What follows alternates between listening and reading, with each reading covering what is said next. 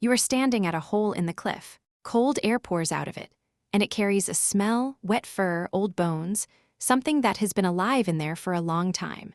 You are going in anyway. Not because you are brave, because the night behind you is colder than whatever waits inside, and the wind out here kills slower, but it kills just the same. Here is the thing nobody tells you about the people you come from. They did not avoid the deadly places. They walked straight into them, on purpose, with their eyes open. The black cave where the bears sleep, the freezing water that pulls you under, the open ground where animals the size of a house walk, the mountain that kills the men who try to cross it. Every one of those places could end you in a single heartbeat, and every one of them is exactly where the food was, where the shelter was, where the only way out was hiding. So get this straight, because it is the whole secret. A deadly place was not where ancient humans went to die. A deadly place was where they went to live. The ones who survived were not the ones who stayed safe by the fire. The safe ones starved. The ones who made it were the ones willing to walk into the thing that could kill them and walk back out with something in their hands. By the end of this, you will understand why your own body still locks up at a dark doorway. At deep water, at the edge of a long drop. That is not random. That is them still in you. Start with the worst one, the cave. You crouch at the mouth, light a torch, and go in past the last of the daylight. A few steps, and the world goes black. The fire in your hand is the only thing that exists. Why would anyone do this? Because a cave is the only roof in the whole world. Out of the killing wind, out of the rain, a place to keep a fire, to keep the dead, to keep the children warm enough to wake up in the morning. But you are not the only one who wants that roof. Bears want it too. Cave bears, bigger than you, much bigger, asleep in the dark at the back where it is warmest. Wake one, corner one, surprise one, and you do not walk back out. You go into that black knowing it might already be breathing in there. We are not guessing. At a place called Chauvet, in France, people went deep into the rock around 36,000 years ago, deep past where any light reaches. The walls still hold the white marks of their torches, and the same dark galleries hold the bones and the worn smooth sleeping hollows of the cave bears that den there. And here is the part that should stop you cold. Far inside that cave, in the deepest dark on Earth, where you would need fire just to see your own hands, someone left the footprints of a child. A child walked into the place where the bears slept, by torchlight, into the dark, and came back out. Think about what it takes to put a child that far inside. Whatever was waiting out in the cold was worse than the bears. Now the cold takes a different shape. The sea. It is gray and flat and freezing, and you wade into it until the cold punches the air out of your chest. Then you take a breath and you go under. Why? Because the rocks down there are covered in food. Shellfish, mussels clamped to the stone, protein that cannot run away from you, in a year when everything else already has. But cold water does not care how hungry you are. It steals the heat out of your body in minutes. One wrong breath and you cough seawater. A surge shoves you down onto the rock and holds you there. You can drown in water you could stand up in. And we know they did it because it is written in their ears. Go under cold water enough times, year after year, and the bone inside your ear canal starts to grow.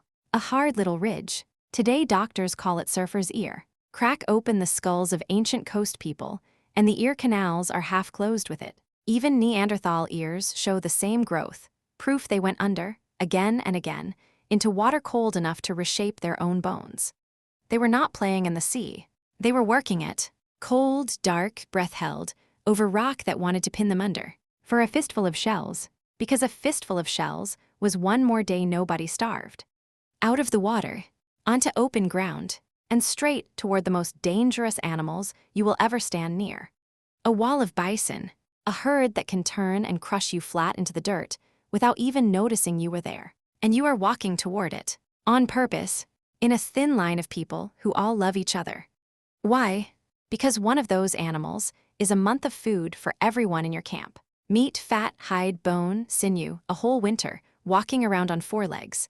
You cannot fight a thing that outweighs 10 of you, so you do something that sounds insane. You scare it. You and the others spread out and you drive the whole herd, running, screaming, waving hides, toward a cliff edge those animals cannot see until their feet are already over it.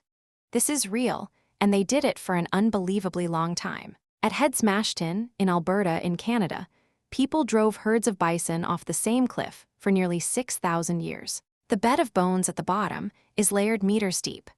And you are down there, in the dust between a cliff and 1,000 panicking animals, trusting your timing with your life. Get the wind wrong, lose your footing, turn the herd a heartbeat too early, and the thing that goes over the edge is you. They walked into a stampede on purpose, because the other choice was watching their children get thinner. And then there is the deadliest place of all, the one with no food in it at all. The high pass, white, thin-aired, far above the last tree, a place with nothing to eat, no shelter, and no one to help you. You climb into it anyway. Why climb into a place that has nothing? Because the pass is the only door through the mountain, the only way to the next valley, the only road to the people you trade with, or the only way to run from the people behind you. Up there, the cold can kill you in a single afternoon. And up there alone, no one knows your face. More than 5,000 years ago, a man we now call Ötzi climbed into the Alps, over 3,000 meters up, onto the ice. We know he made it that high because the ice kept him. His body, his tools, his last meal, all of it frozen and waiting. We also know how he died. Someone put an arrowhead into his shoulder and left him there, alone, on the most dangerous ground a human can stand on. Because that was the rule in the end. Away from your fire, away from your people, out in the open, that was the deadliest place in the world. And they crossed it anyway, because sometimes the only way to keep living was to walk straight through the place most likely to kill you. Now here is the part that should put a chill in you. You would like to think you would have stayed by the fire. Safe, warm, out of the dark and the water and the path of the herd. You wouldn't have, and here is how I know. The ones who stayed safe are not your ancestors. The cautious ones, the ones who never went into the cave, never went under, never walked toward the giants. They starved in the warm and left no children behind. You are not their descendant. You are the descendant of the ones who went in. That is why a dark doorway still makes you pause. Why deep water still tightens your chest. Why standing at a high edge pulls at your stomach, and your feet at the same time. Your body still flags the deadly place, exactly like theirs did, and then, exactly like them, you make yourself step toward it anyway. Every time you walk into the dark room, into the cold water, toward the thing that scares you, that is the mouth in the rock. That is the cold air and the smell of old bones. That is them, 100,000 years deep, still living inside you. And if you had lived back then, you would have done exactly the same.